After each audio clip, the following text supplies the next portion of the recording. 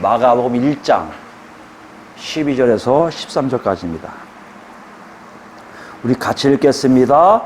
성령이 곧 예수를 광야로 몰아주신지라. 광야에서 40일을 계시면서 사탄에게 시험을 받으시며 들짐승과 함께 계시니 천사들이 수종들더라. 아멘. 지난 시간에 우리는 예수님이 세례를 받으신 것이 예수만 복음과의 어떤 관계가 있는 것을 알아보았습니다. 어떻게 알았죠? 예수를 그리스도로 고백할 때 하나님 우리에게 뭘 보내주세요? 성령님을 예수 그리스도를 통해서 각자에게 보내주심으로 어떻게 한다? 하나님의 뜻을 알게 되고요. 그죠? 하나님의 뜻을 알게 되면 어떻게 합니까? 예수님이 하나님의 아들이시구나를 알 수 있고요. 더 나아가서 하나님의 절대 주권적 역사를 알게 되는 것이죠. 그 어떤 거예요? 내가 한 게 아닌데 하나님 우리를 하나님 자녀 삼으신 것을 알게 되고요. 그죠? 지금도 그 역사하심이 계속해서 나를 보호하실 뿐만 아니라 나를 인도하고 계심을 안다는 것이에요. 이런 경험이 있는 삶을 사는 사람들이 어떻게 한다? 예수만이 복음입니다 라고 외친다는 것이에요. 여러분 한 주간 어떻게 하셨습니까? 정말 하나님이 동행하심, 하나님의 절대 주권 역사가 여러분 삶 속에 있었습니까? 그거 뭘 얘기해요? 하나님 뜻이 성령을 통해서 여러분을 알게 하시고요. 그 하나님 뜻이 여러분 삶을 그렇게 인도하고 계셨음을 우리가 확인할 수 있다는 것이에요. 사실 예수 믿는 것은 이렇게 계속해서 이런 삶이 있어야만이 예수를 믿는 거라고 말씀하고 있다는 것이에요. 마가는 더 구체적으로 얘기해요. 우리에게 뭐라고 얘기한다고요? 복음은 현재형이에요. 과거나 미래형이 아니에요. 복음은 현재형인데 그 복음이요 분명하고 그다음에 실제적인 삶으로 우리를 이끌고 간다는 것이에요. 여러분 거기에 있기를 다 바랍니다. 여러분 마음속에 어떻게 있는지를 매 순간순간 성령을 통해서 확인하시기 바랍니다. 오늘 돌아갑니다. 12절 말씀 보시면 성령이 곧 예수를 광야로 몰아내신 자의 곧이 또 나와요. 그죠? 마가는 곧을 언제 쓴다고요? 막 화제 주제를 좀 다시 옮기고 할 때 급하게 옮겨가는 모습들 굉장히 매우 중요하다는 걸 보여주기 위해서 곧이라는 단어를 쓴다고 했죠. 그 다음에 성령이 예수를 광야로 몰아내신다고 표현해요. 몰아내신다 표현은요 다른 성경 마태복음이나 누가복음에는 이끌다는 표현을 썼는데 여기서 몰아내신다는 표현을 썼어요. 몰아내신다는 게 무슨 말입니까? 강제로 힘으로 이렇게 민다는 거예요. 가게 할 수밖에 없는, 갈 수밖에 없는. 왜요? 힘으로 확 밀어버리니까 딱 이렇게 되는 이것이 몰아내신 거예요. 누가요? 성령님이 예수님을 확 밀어버렸다는 얘기예요.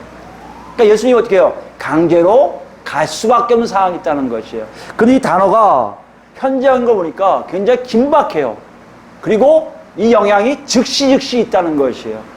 다시 얘기하면 이 얘기는 예수님이 가고 싶지 않은 걸 억지로 가는 걸 얘기하는 게 아니라 예수님이 가야 될 곳에 갈 수밖에 없는데 왜냐하면 매우 급하고 중요한 일이라는 얘기예요. 예수님이 그 일을 향해서 지금 갈 수밖에 없다는 거예요. 그걸 성령이 예수를 몰아내신다는 표현을 마가가 사용하고 있다는 것이에요. 그럼 우리가 볼 때 오늘 우리가 읽은 내용들은 매우 중요하고 급한 일이구나. 얼마큼 중요하고 급한 일이에요? 예수님이 세례받으면서 하나님의 아들이면서 그리스도의 힘을 이렇게 본인에게 알게 하신 후에 그 다음에 바로 일어나서 보내셨으니까 이만큼 굉장히 긴박하고 중요한 일인지를 우리가 문맥 속에서 알 수가 있다는 것이에요. 근데 어딜 가요? 보니까 광야. 또 광야가 나옵니다. 마가가 광야를 이용할 때 주로 우리가 어떻게 했죠? 앞에 우리 얘기했지만 광야라는 건 뭡니까? 하나님의 회복, 하나님 나라 백성들을 회복시키는 장소이고요. 또 하나님의 약속이 이루어지는 장소예요. 문맥적으로 보면 세례 요한이 뭘 했습니까? 회개의 세례를 베풀면서 죄사함을 강조했어요. 죄사함이 뭡니까? 죄를 멀리하고 하나님께 가까이 가는 삶을 살라는 거 아닙니까? 이건 뭘 얘기합니까? 메시아가 오면 성령으로 이런 일이 더욱더 일어난다는 종말론적 하나님 나라를 얘기하고 있다는 것이에요. 이렇게 볼 때 광야는 어떤 지역입니까? 종말론적 하나님 나라가 이루어지는 성취되는 장소라는 얘기예요. 그러면 광야로 간다는 것은요, 그것도 급하게 강하게 간다는 얘기는요 당연한 거겠죠. 왜요? 예수님은 하나님의 아들이고요 마지막 하나님 나라의 왕이시니까, 그리스도시니까 당연히 광야에 가는 게 당연한 거예요.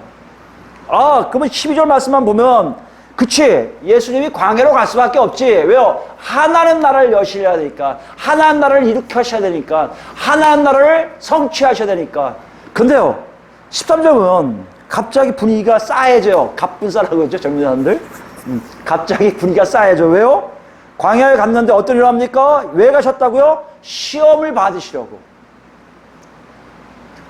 하나님 나라에 가서 뭐죠? 대관식. 하나님 나라의 왕으로서 왕가를 씌우는 작업이 아니라 시험을 받으러 왔다는 것이에요. 여기 우리가 이해가 안 되잖아요. 무슨 시험이에요? 시험이란 뭡니까, 여러분? 성경에 두 가지 내용이 있어요. 시험이란 단어가. 하나는 뭡니까? 하나님을 더 많이 알게 하시는 하나님의 은혜 역사 중에 하나가 시험이 있어요. 뭐 고난이나 여러 가지 생각을 통해서 알게 하신 시험이 있어요.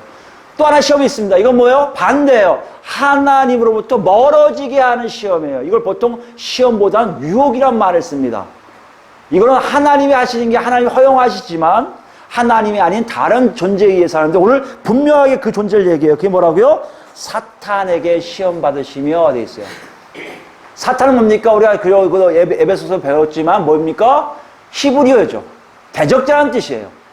대적자는 누굴 대적한다는 얘기예요? 모든 일을 막아버린 걸 사탄이라는 단어를 썼는데 중간기, 그러니까 말라기서부터 마태복음 요 사이에 400년 중간기 거치면서 유대인들이 어떤 존재를 이렇게 고유화시키고 인격화시킨 게 있어요. 그게 뭐라고요? 그게 사탄이에요. 어떻게 하셨습니까? 가장 하나님께 대적하는 존재들인데 존재들의 우두머리가 누구다? 사탄이라는 것이에요. 그러니까 사탄에 의해서 시험 받으러 광야에 가셨다는 얘기는 그건 시험이 좋은 의미가 아니라 유혹에 가까운 것이라는 얘기예요. 그럼 여기서 우리는 또 생각해 봐야 돼요. 아니 어떻게 예수님이 유혹을 받죠? 여러분 어떤 분은 예수님도 유혹받으십니다 하는데 사실 생각해 보세요. 지금 예수님이 어떤 입장으로 가시는 거예요? 그냥 일반인으로 간 거 아니잖아요. 지금 누구세요? 하나님 나라의 마지막 종말론적 하나님 나라의 왕으로 가시는 거예요. 감히 왕을 누가 건드려요? 그러니까 예수님이 시험 받으실, 유혹 받으실 이유가 전혀 없어요. 특히 사탄에게 받는다? 있을 수가 없잖아요. 더 나갈까요? 여러분 알지만 야고보서 1장에 이런 표현이 있습니다. 하나님은 악에게 시험을 받지 아니하신 자라고 표현됐어요. 하나님의 아들은 곧 하나님과 같은 존재예요. 하나님과 같은 존재를 누가 피조물인 사탄이 유혹한다고요? 있을 수 없어요. 여러분 안에 성령님이 계시면요 절대 우리 안으로 귀신이 들어올 수가 없는 거와 똑같은 거예요. 여러분 안에 성령이 계시기 때문에 여러분 안에는 귀신이 들어올 수가 없어요. 근데 자꾸만 양신 역사한다, 그 안에 악한 영도 있고 뭐 선한 영도 있어 싸운다, 이런 이상한 얘기 하는데 그건 옳지가 않아요. 왜요? 하나님이 안에 계시면요 피조물인 악한 영이 들어갈 수가 없어요. 마찬가지예요. 하나님의 아들에게 어떻게 사탄이 유혹을 합니까? 이거 말은 우리에게 굉장히 퀘스천 마크를 하죠. 의문이 가죠. 이거 뭘 얘기하는 건가? 생각해보니까 이건 예수님 자신을 위한 시험이 아니라는 거예요. 그죠? 예수님이 시험 받을 이유가 하나도 없으신 분이에요. 그냥 가서 선포하시면 끝나는 왕이시란 말이에요. 통치자시란 말이에요. 왜 시험을 받으셨을까? 여기 우리는 하나님 나라에 대해서 생각할 필요가 있습니다. 하나님 나라가 뭘까요? 많은 분들이 영역을 얘기해요. 그러니까 장소를 얘기해요. 대한민국 가면 한반도의 땅에서 뭐 있듯이, 미국은 저기 아메리카 대륙 북아메리카에 있듯이 땅을 얘기한다는 것이에요. 근데 성경에서 나라의 개념은 땅이 아니라 통치 개념이에요. 하나님의 통치를 하고 있는 것이, 통치가 들어가는 곳은 다 하나님의 나라예요. 지금 우주 만물에 하나님 나라의 통치가 있으니 우주 만물은 다 하나님의 나라가 될 수 있어요. 지구상에도 하나님 나라가 될 수 있어요. 근데 지금 뭐가 지금 문제라는 얘기예요? 왜 하나님 나라를 또 선포하러 오십니까? 왜 이룩하러 오십니까? 타락한 백성들이 있기에, 타락한 백성들은 하나님 나라 백성이 아니기에 그들을 하나님 나라 백성으로 모으는 작업하기 위해서 하나님 나라를 이루시러 오신 거예요. 그렇다면 그 사람들이, 타락한 백성들이 하나 둘 하나님의 통치를 받기 시작하면 뭐가 시작됐다고 볼 수 있습니까? 하나님의 나라가 시작됐음을 우리는 얘기할 수 있다는 것이에요.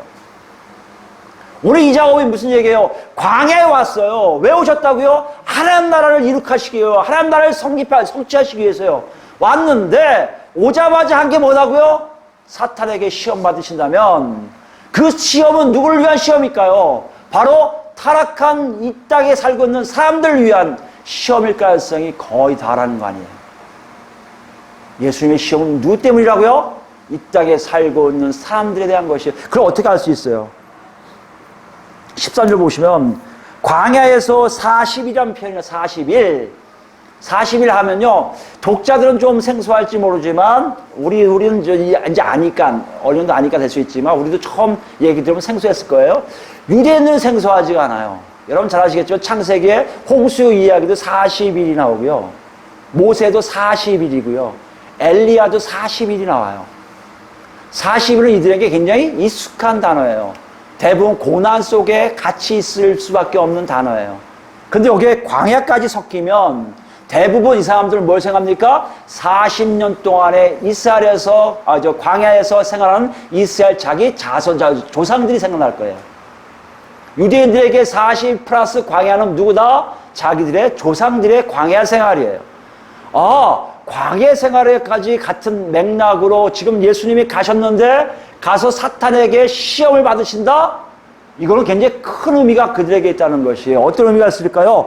우리 신명기를 같이 볼까요? 신명기 먼저. 8장이에요. 신명기 8장. 신명기 8장입니다. 구약 274페이지에 있습니다. 1절부터 제가 있습니다. 내가 오늘 명하는 오늘 모든 명령을 너희는 지켜 행하라. 그리하면 너희가 살고 번성하고 여호와께서 너희의 조상들에게 맹세하신 땅에 들어가서 그것을 차지하리라. 이제 누구한테 얘기하는 거예요? 광야에서 태어났든지 광야에서 주로 자랐던 아이들이 이제 성수된 거예요. 40년 후에 가나안 땅 들어가기 전에 모세가 제2세대들에게 설교하는 거죠. 가르치는 거죠.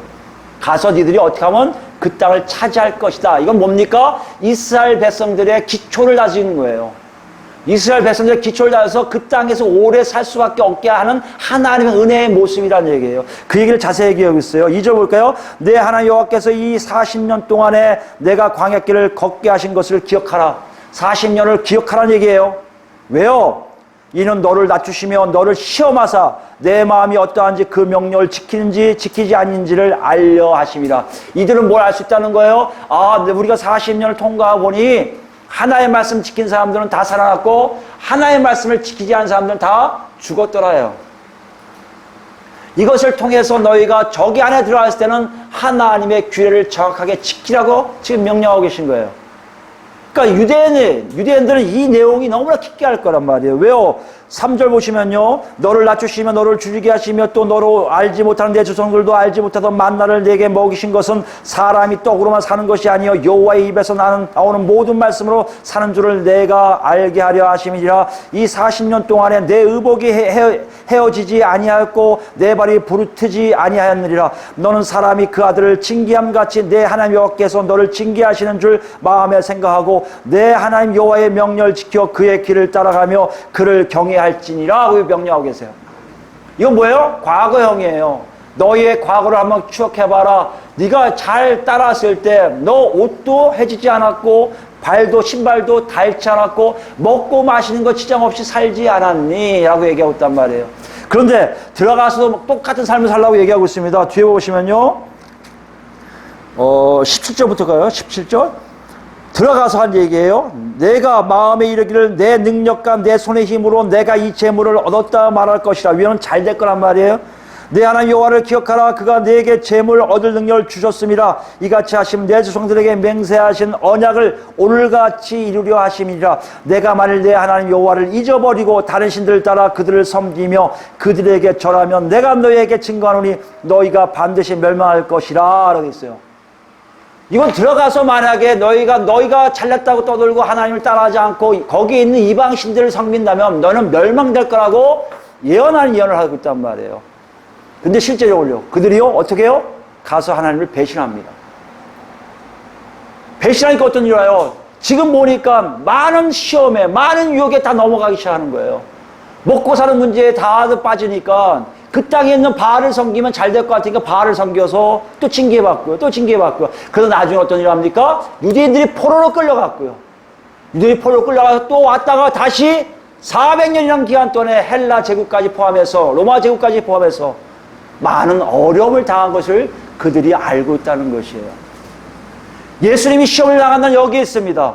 40일 동안 시험을 사탄에게 받으셨다는 얘기는 여기에 있어요. 무슨 얘기합니까? 유대인으로서 유대를 대표해서 이스라엘 백성들의 회복을 약속하신 예언서가 바로 메시아 예수 그리스도를 통해서 온전히 이루어진다는 것이에요. 하나님 나라는 딴 게 있는 게 아니에요, 여러분. 하나님 나라는 우리가 생각할 때 뭐 이렇게 될 거다 아니에요. 하나님 나라는 지금 하나님이 하나님 뜻을 이루고자 하는 사람들을 모으시는 작업이 시작됐다는 것이에요. 그 모으신 시작은 바로 예수님이 사람들이 하지 못했던, 이기지 못했던 시험을 하나 둘 통과함으로 가능하게 길을 열어놓기 시작했다는 것이에요. 그래서 하나님의 나라가 이룩하며 하나님 나라가 성취되는 그 과정에 가장 중요한 것은 먼저 사람들을 불러 모을 수 있는 길을 여시기 위해서 예수님은 죄가 없으신데, 예수님은 유혹받으실 이유가 전혀 없는데 사람들 대신해서 받기 시작했다는 것이에요. 그럼 그 예언이 이루어지고 있잖아요. 지금요. 유대인들을 위한 예언이 다 이루어지고 있어요. 그걸 끝나야 되잖아요. 그런데 사탄에 의해서 끝나는 거예요. 사탄은 뭡니까? 유대인들이 알고 있는 사탄일 수도 있지만 유대인도 그렇고 독자들도 그렇고 아는 사탄이에요. 그게 어디요? 맨 앞으로 가야 돼요. 어디입니까? 창세기 3장이죠. 창세기 3장을 가보시면 여러분 잘 아시는 아담의 타락에 대한 내용이에요. 그죠? 창세기 3장 1절입니다. 뱀에게 사주하는 거, 뱀은 똑똑한 아주 지혜로운 동물 중에 하나라고 지금 알려지고 있습니다. 여기 보면 뱀 중에 가장 강교하다는 표현이 정확하게 하면 가장 똑똑한 동물이었다는 거예요. 사람을 제외하고는 가장 똑똑한 동물이 누구였다? 뱀이었다는 거예요. 뱀을 이용합니다. 그리고 여자를 유혹해요.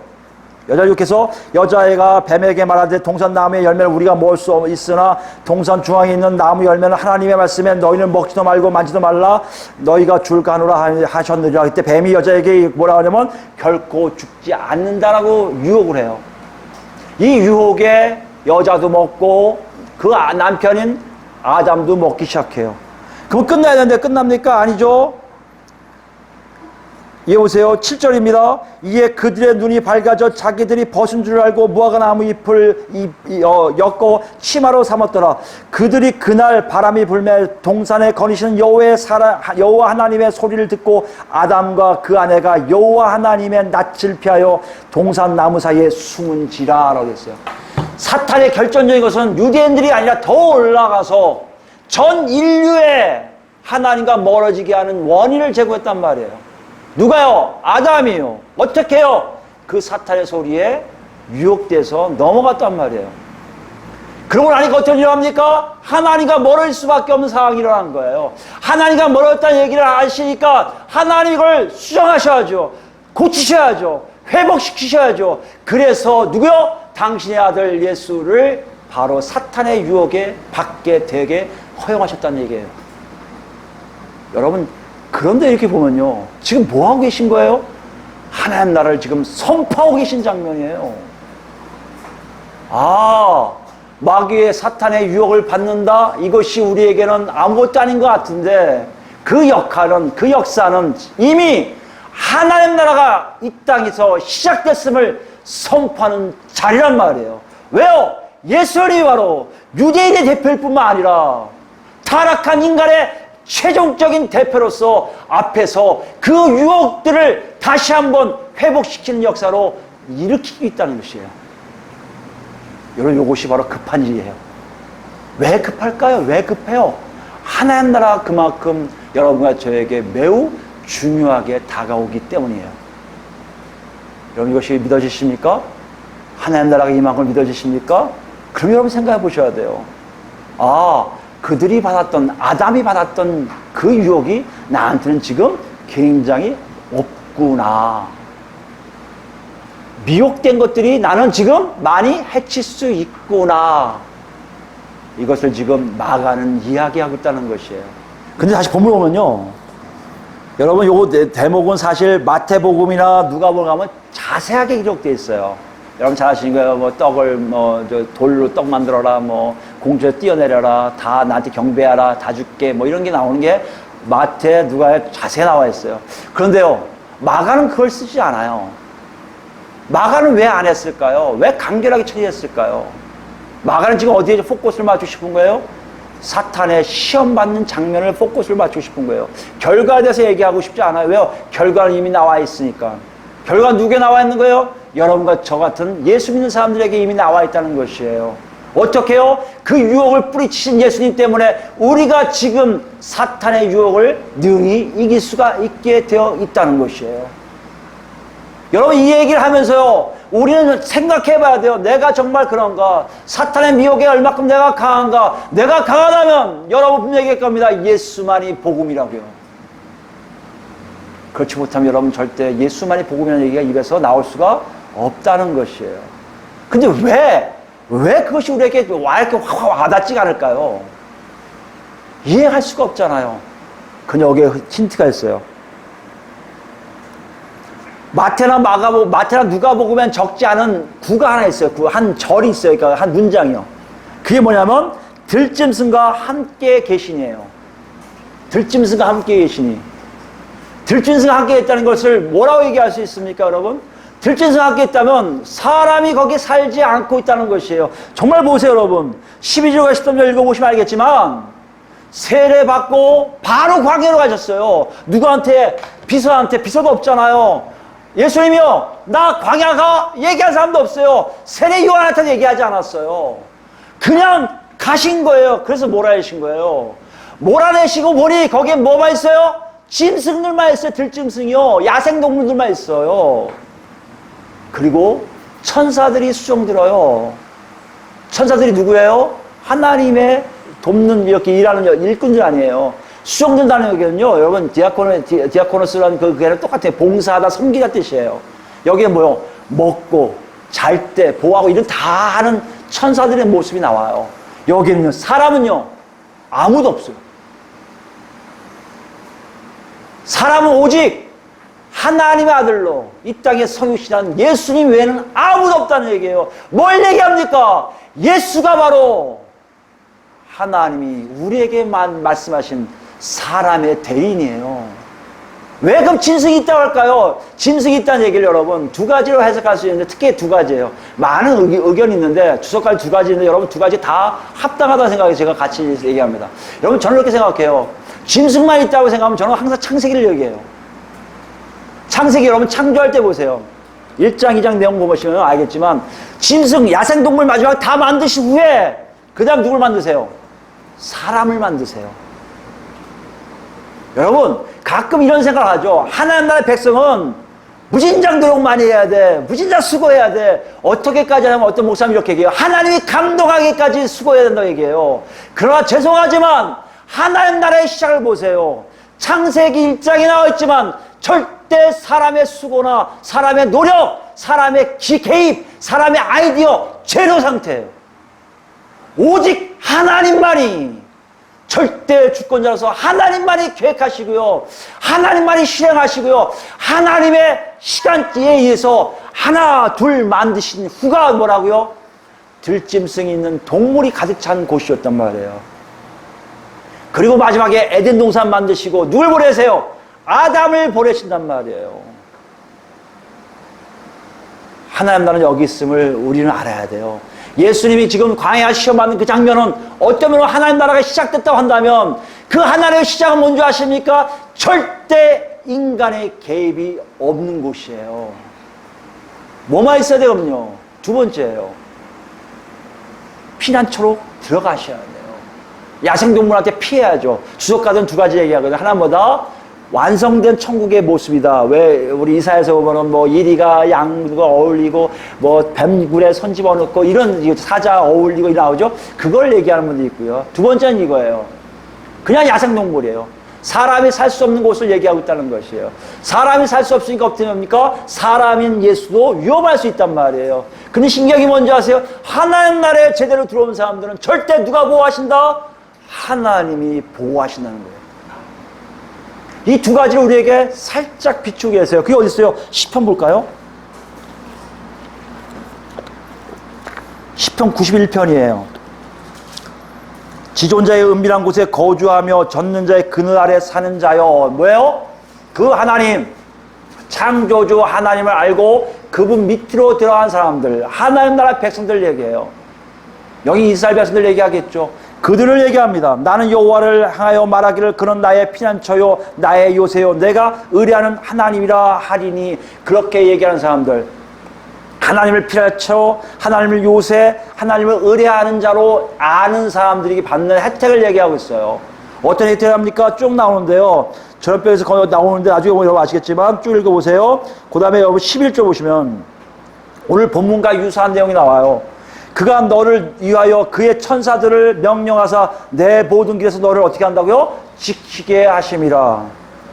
그들이 그들의 손으로 너를 붙들어 발이 돌에 부딪히지 않게 하리로다. 내가 사자와 독사를 밟으며 젊은 사자와 뱀을 발로 누리로다. 무슨 말씀하는 거예요? 야생 동물들이 전혀 이 사람을 해치 못하게 한 장면이 나오고 있어요. 뭘 얘기합니까? 하나님 나라의 시작에 시험을 당하는 예수, 마지막 아담으로서 아담이 실패한 것을 회복하러 오신 분, 유대인이 실패한 걸 회복하러 오신 분에게 하나님 나라가 시작된다면, 그분이 혼자가 지금 하나님 나라라면 그 하나님 나라는 뭐라고요? 하나님이 철저하게 보호하시는 자라는 말이에요. 어떻길래요? 내가 하나님 나라를 위해서 뭘 하겠습니다. 내 동물 만들어 줄게요. 내가 하나님 어쩌고 할게요. 내가 집을 한번 지어볼까요? 나무 하나 만들어 볼까? 이게 아니라 하나님 살려주세요. 하나님 도와주세요. 하나님 저 좀 숨게 해주세요 하는 자들 안에서, 하나님께 절대적으로 신뢰하는 자들에 한해서 하나님의 보호하심이 있다는 것이에요. 만약에 우리가 예수만이 복음이란 얘기가 안 나온다면 여러분 절대 신뢰가, 누구에 대한 하나님의 절대 신뢰가 예수 그리스도를 통해서 나오지 않기 때문에 나온 것이 아닐까요? 혹시 우리는 뭘 못 찾아요? 머리에 있는 것부터 찾지 않습니까? 이러면 저렇고 이러면 저렇고 찾는 게 있어요. 찾는 게 잘못된 게 아니에요. 하나님이 주신 지혜도 있을 수 있어요. 더 중요한 건 뭡니까? 그 안에 먼저 그의 나라와 의를 구하듯이 그 안에 하나님을 먼저 찾는 자가 있습니까? 그것이 하나님 나라 백성이요, 그 사람들은 바로 예수님이 깔아오신 그 길을 같이 밟고 지나가고 있다는 것이에요. 우리 자신을 보기 원합니다. 우리 자신을 보기 원합니다. 독자들에게 그렇게 얘기한 거예요. 독자들이 어떤 상황이라고요? 지금 여러분 로마에는 크리스찬들이 어떤 상황이에요? 네로에 의해서 박해당하고 죽고 고난당한단 말이에요.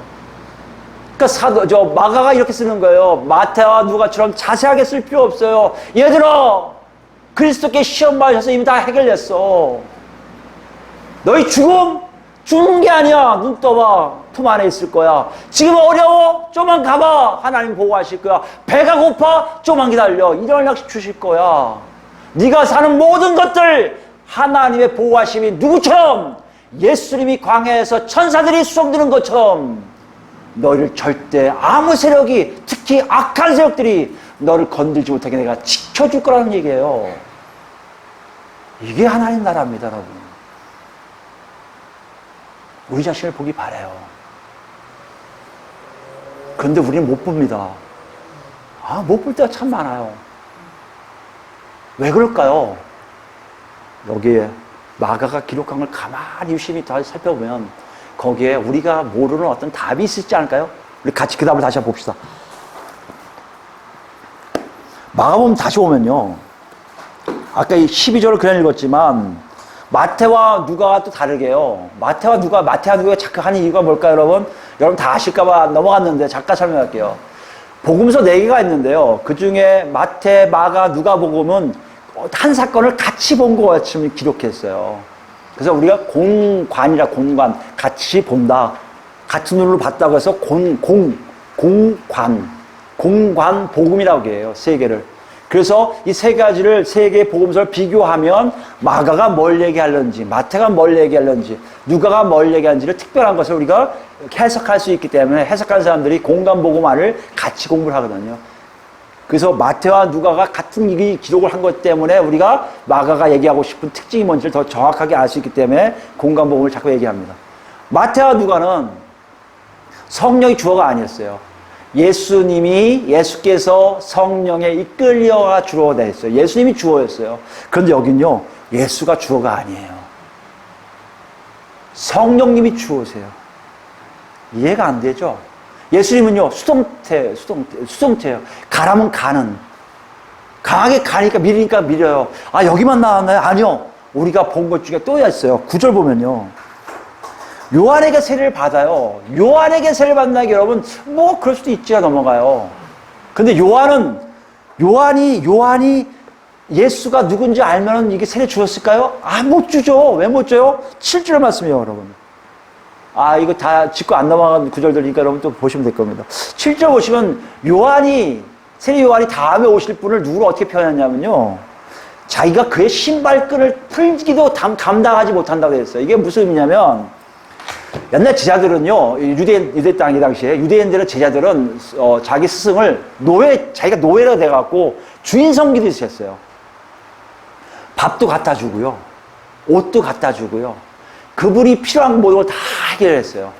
근데 신기하게 하지 않은 일이 딱 한 가지 있어요. 그게 뭔지 아십니까? 신발 묶고 풀고 신발 들고 가고 하는 것을 안 했어요.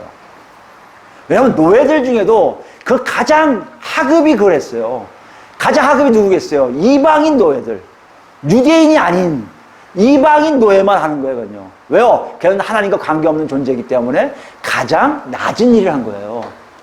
근데 요한이 뭐라고 했어요? 그 신조차 자기가 풀기를 감당 못하겠다는 건 자기가 예수님하고 비교할 때는 이방인 노예도 못 된다는 얘기예요. 그분하고 전혀 관계할 수 없는 분이라는 얘기예요. 그러니 그분이 누군지 알 때 요한이 세례 줬겠습니까? 세례 안 줬겠지, 당연히요. 그건 여기 없어요. 왜 그랬을까요? 우리가 얘기했지만 세례가 더 중요한 게 아니라 세례 후의 모습이 중요했기 때문이라고 지난주에 얘기했잖아요. 마태는 이걸 그렸어요. 마태를 가볼까요? 마태 3장입니다. 마태복음 3장 가보시면 우리에게 힌트를 주기 위한 겁니다. 독자들에게, 아니 특히 우리 지금 현재인에게, 현재 살고 있는 우리 독자들에게 주겠죠. 3장 13절 말씀 보시면,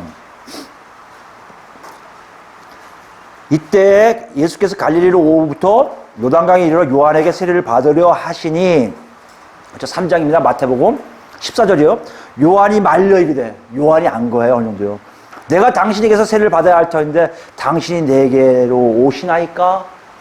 요한은 당연히 안 거죠. 마가는 생략했지만 마태복음이나 거기는 알아요. 요한도 알아요. 요한복음에도 알아요. 세례 요한이 예수님이 누군지 알는 걸 나와요. 그건 딴 의미가 있다는 거예요. 그건 나중에 요한복음하고 마태복음 할 때 얘기할게요. 여기 보시면 알겠지만 요한이 거부해요. 아, 어떻게 제가 합니까? 당신한테 받아야 되는데. 그때 예수님 말씀을 들어보세요. 예수께서 대답하여 이르시되 이제 허락하라. 우리가 이와 같이 하여 모든 의를 이루는 것이 합당하니라 하시니 이에 요한이 허락하는지라. 여기에 땅 한 거 없어요. 예수님이 뭐라고 하셨습니까? 해. 내가 받으세요. 해봐. 괜찮아. 이게 아니었어요. 뭐라고 했죠? 하라. 이와 같이 하여 모든 의를 이루는 것이 합당하라. 모든 의를 이룬다는 게 무슨 말입니까?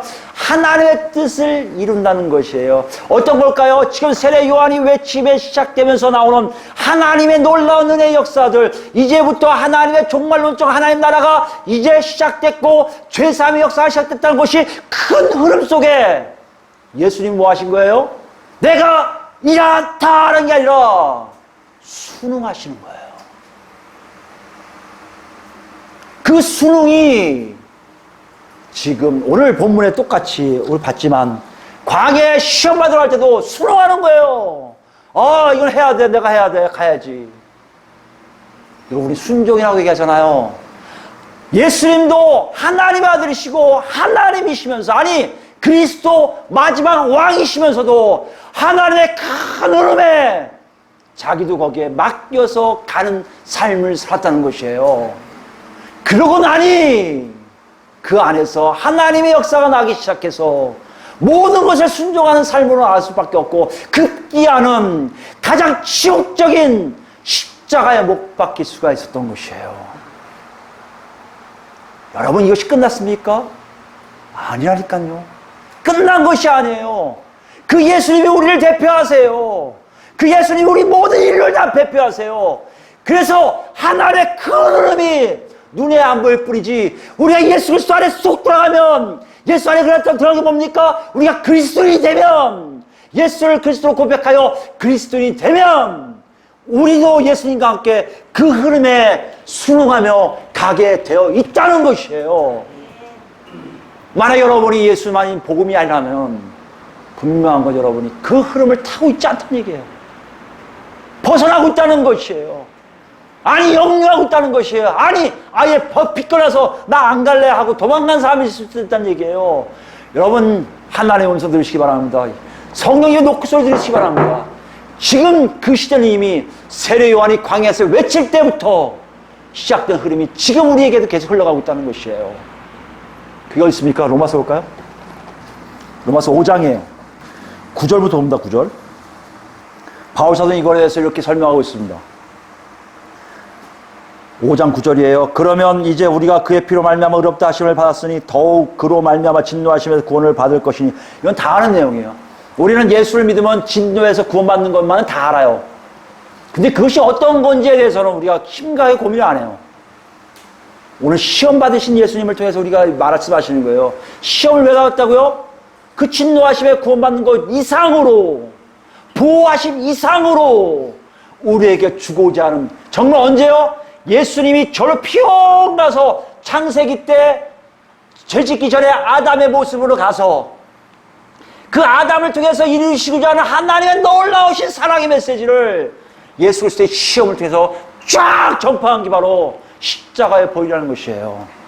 진노에서 구원받았다? 이것이 무슨 의미인지를 여러분이 정확하게 이해하시기 바랍니다. 있습니다. 10절이에요. 곧 우리가 원수 되었을 때 그의 아들의 죽으심을 말미암아 하나님과 화목하게 되었은즉 화목하게 된 자로서 더욱 그의 살아나심을 말미암아 구원을 받을 것이라. 무슨 말이에요? 우리가 원수 되었을 때요. 여러분이 뭘 해서 예수님이 여러분 어쨌다? 아니에요, 여러분. 우리 오히려 예수님과 등져 있었고요. 하나님 멀리 살았고요. 어떤 사람들인데 이미 다 해놓으셨어요. 해놨는데 하나님의 콜링, 하나님의 부르심, 하나님 녹화함에 예 하실 때 보니 하나님과 화목하게 되고 나도 바뀌어 있음을 알게 된다는 거예요. 무슨 말이에요? 다시 얘기할까요? 예수님이 수능의 삶으로 흐름 속에 흘러가듯이 여러분과 저도 그 흐름 속에 같이 동행하고 있다는 것이에요. 그럼 어떻습니까? 구체적으로 뭐라 볼까요? 12절 말씀이에요. 그러므로 한 사람으로 말미암아 죄가 세상에 들어오고 죄로 말미암아 사망이 들어왔나니 이와 같이 모든 사람이 죄를 지었으므로 사망이 모든 사람에게 이르느니라. 한 사람 아담 때문에, 첫 아담 때문에 죄가 우리를 다 장악한 것처럼이에요. 이거 반드시 기억하시기 바랍니다.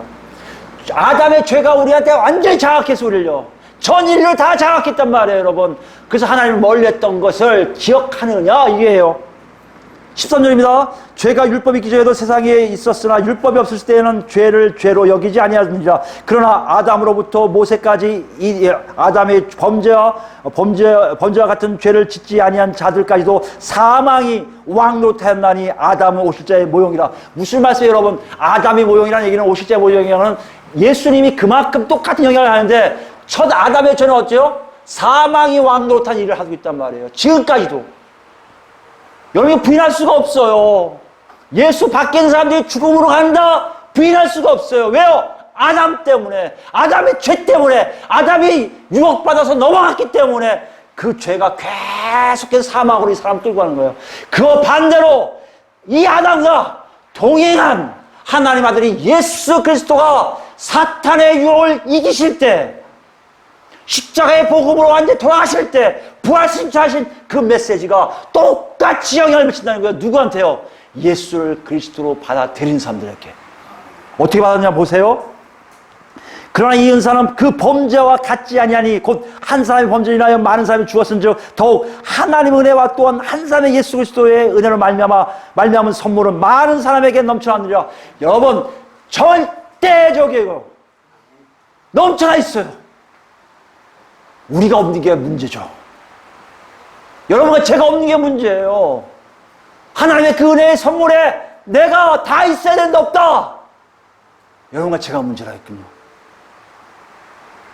16절입니다. 또 이 선물은 범죄한 한 사람을 말미암은 것과 같지 아니하니 심판한 사람을 말미암아 정죄에 이르렀으나 은사는 많은 범죄로 말미암아 의롭다 하심에 이름이라. 한 사람의 범죄로 말미암아 사망이 그 사람을 통하여 왕노하였은즉 더욱 은혜와 의의 선물을 넘치게 받는 자들은 한 분 예수 그리스도를 통하여 뭐요? 생명 안에서 왕노릇한다는 얘기예요.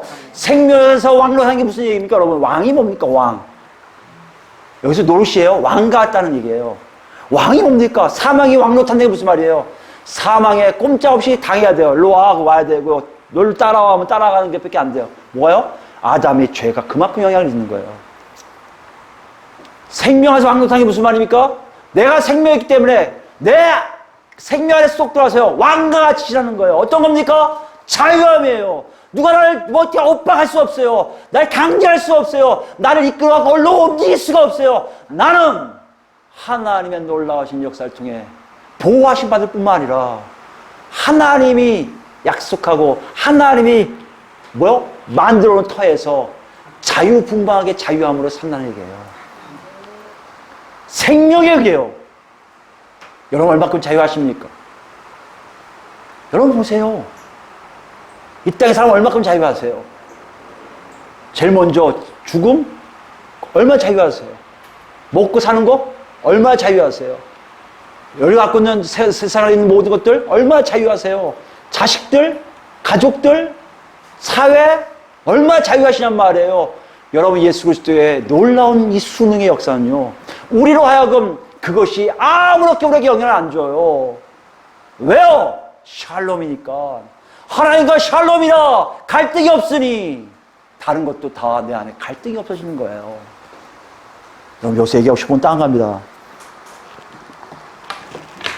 하나님이 말씀하신 자체를 잘 기억하셔야 돼요. 예수님이 아담처럼 마지막 아담으로 시험받아 통과하셨다는 얘기는, 그리고 물을 타고 계신 것처럼 순응하셨다는 의미는 지금 여러분과 제가 여기 안에 있기를 원한다는 얘기예요. 이 안에 있는 삶은요, 지금 말씀하신 것처럼 누가 이렇게 할 거야 하고 얘기하는 이야기가 아니에요. 여러분과 제가 실제로 그렇게 살고 있어야 돼요. 여러분 인생을 돌이켜볼 때요, 야, 내가 어떻게 10대, 20대를 어떻게 보냈지? 30대, 40대 어떻게 보냈지? 50대, 60대, 70대, 와, 80대, 와, 저기서 90이네? 여러분 인생의 모든 것들을 살아보세요. 여러분이 조작했습니까? 여러분이 뭘 했습니까? 아니요. 살아온 거 보면요, 흘러가는 데 살아오신 게 많아요. 그 흘러가고 살아오신 과정에 예수 믿어서 흘러왔습니까? 죄 덩어리에 끊겼다가 올라왔다, 끊겼다가 올라오셨습니까? 오늘 얘기가 이 얘기예요. 예수 믿었으면 자연스럽게 타고 온다는 거예요. 예수님이 그러시던 것처럼. 오늘 마가는 우리에게 이걸 얘기해요. 어디 있냐는 거예요. 우리가 지금 어떤 생각을 갖고 어떤 모습이 있냐는 거예요. 그러기 위해서, 이걸 하기 위해서 예수님은 바로 세례받고 하나님의 아들이라고 분명하게 하나님의 검사를 크게 들여서 불구하고 순종하는 종으로서 광야에 가서 사탄의 시험을 받아서 이겨서 그 드디어 하나님 나라를 선포하는데요. 다음 주에요.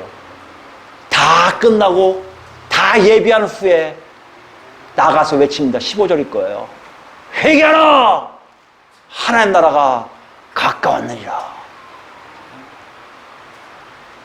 이 준비된 걸 여러분 기억하세요. 하나님 우리를 위해서 이미 다 준비해놓고 시작하신다니까요. 그리고 신기한 게 뭔지 아세요? 그 준비된 것이 진짜 예수를 안에 들어왔을 때 그대로 내 삶 속에 나타나고 있다는 것이에요. 마가는 우리에게 지금 그걸 질문해 주세요. 네가 정말 그렇냐? 정말 그렇게 살고 있냐? 그렇다면 너는 예수만이 복음이 될 거라는 얘기예요. 마지막으로 고린도전서 볼까요? 사실 예수 믿는다는 게 여러분 어렵다고 얘기하시면 많습니다. 참 어려워요. 근데 예수하고 같이 타면요 쉬울 수밖에 없어요.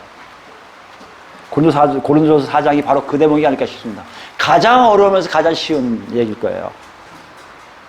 뒤부터 볼까요? 16절 볼까요? 19절부터 볼까요? 4장입니다. 고린도전서 4장 19절. 주께서 허락하시면 내가 너에게 속히 나아가서 교만한 자들의 이 말이 아니라 오직 그 능력을 알아보겠으니. 잘 보세요. 교만한 자는요 말만 해요. 진짜 예수 믿는 사람들은요 능력이 나가요. 능력이 뭘까요? 얘기 안 해요. 보세요. 20절이에요. 사도 바울도 그렇게 얘기해요. 하나님 나라는 말에 있지 않냐고 오직 능력에 있음이라. 능력이 뭐예요? 할 수 있다는 것이에요. 행해지는 걸 얘기해요. 말은요 입에서 나올 수밖에 없어요. 그러나 능력은요 그냥 그 사람의 삶의 모습으로 나타나는 거예요. 그러니 어떻게 하는지 아십니까? 16절 보시면 거꾸로 올라가는 거예요. 16절 올라가면요 사도 바울은 담대하게 선언해요. 뭐라고 하는지 아십니까? 니들 나 좀 본받아라는 거예요. 그러므로 내가 너에게 그러니 너희는 나를 본받는 자가 되라. 무슨 말 하는 거예요? 자기는 말로만 하는 게 아니라 능력으로 하는 거예요. 분명히 이렇게 얘기해요. 데살로니가서인가요? 저는 후서인가에 나와요. 내가 너희에게 말로 한 게 아니다. 성령의 능력으로 예수 그리스도를 증거하니 너희들도 변화됐다고 얘기해요. 말에 있지 않아요. 능력이 있어요. 뭡니까? 예수님의 이 흐름에 바울 사도가 타고 있었던 거예요. 타니 그 안에서 나오는 것들이 삶으로 능력으로 나타나기 시작하는 거예요. 우리가 타면 사도가 아니더라도 똑같이 사도와 같은 삶을 살게 되었다는 것이에요. 어떤 삶인가 보세요. 근데요. 9절입니다. 사도와 같은 삶이 어떤 걸 보세요. 9절입니다. 내가 생각하건대 하나님이 사도인 우리를 죽이기로 작정된 자 같이 끄트머리에 두셨으며 우리는 세계 곧 천사와 사람에게 구경거리가 되었노라. 이해가 안 되는 일이에요. 우리는 그리스도 때문에 어리석으나 너희는 그리스도 안에서 지혜롭고 우리는 약하나 너희는 강하고 너희는 존귀하나 우리는 비천하여 바로 이 시각까지 우리가 줄이고 목마르고 헐벗고 매맞으며 정처가 없고 또 수고하여 친히 손으로 일을 하며 모욕을 당한 즉 축복하고 박해를 받은 즉 참고 비방을 받은 즉 건면하니 우리가 지금까지 세상의 더러운 것과 만물의 찢기같이 되었도다. 여러분 여기 잘 기억하세요. 이 내용을 여러분 사도 바울이 알면서 일부 갔을까요? 가면 고난이야. 가면 매맞는데, 가면 배고프대, 가면 줄인데, 죽으라 보지. 하루 이틀은 줄이겠죠. 지금 뭘 얘기했을까요? 이 사람, 지금 바울 사도 얘기 뭡니까? 예수를 쫓다 보니, 예수가 열어놓은 길을 가다 보니, 자기 삶에 이런 삶들이 굉장히 많이 있더라. 근데 그것을 능히 이기고 지나가 보니 나한테는 악함이지만 너한테는 예수를 만나는 일들이 고린도 교인들아 있지 않았니? 나한테는 쪼다 같은데 너희들은 놀라가더라. 야 나는 세상 찢긴데 너희는 놀라지더라. 왜 그런 줄 아니? 너희도 그렇게 예수처럼 같이 타면 어느 순간에 너희도 모르게 우리처럼 똑같이 다른 사람들 위해 희생할 줄 알 뿐만 아니라 다른 사람들에게 복음을 증거하는 삶이 너희 안에 자연스럽게 퍼져나가. 우리는 비참할지 모르지만 다른 사람들은 예수를 믿는 삶이 나타나게 된다는 것이에요. 이게 뭐라고요? 지금은 알지 모르지만 저 위에서 생명 안에서 왕 노릇하는 모습이라는 것이에요. 여러분 예수 믿는 거 쉬워요. 왜 쉽습니까? 예수님이 하라는 대로 하면 돼요. 누굴 통해서요? 성령 하나님 여러분에게 인도하실 거예요. 아직 없다고요? 기다리세요. 아직 없다고요? 물어보세요. 놓고 하세요. 왜?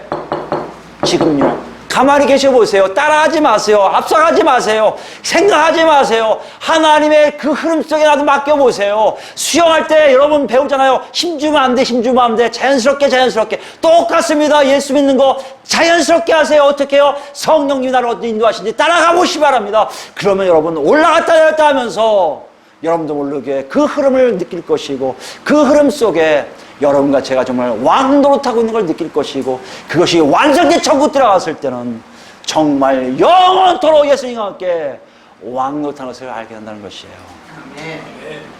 좀 놀라움이 언제 시작했습니까? 예수님이 이 땅에 오셔서 광야에 몰려 가실 때 그냥 강력 끌려가셨을 때부터 이미 시작된 역사라는 것을 아시고 우리 삶을 정확히 해보셔서 그 삶에 순응하고 있는지 아니 밖에 있는지 밖에 있으면 빨리 들어가세요. 빨리 들어가세요. 아니 아예 없습니까? 다시 예수 믿으세요. 예수 만나셔서 그 흐름에 타시기 바랍니다. 그 흐름 타서 나중에 우리 다시 정말 저 천국 가서 완성된 천국 가서 왕이 뭔지 그분 얼굴 보면서 같이 서로 웃으면서 찬양하는 그런 우리가 다 되기를 예수 그리스도로 축원드립니다. 아멘.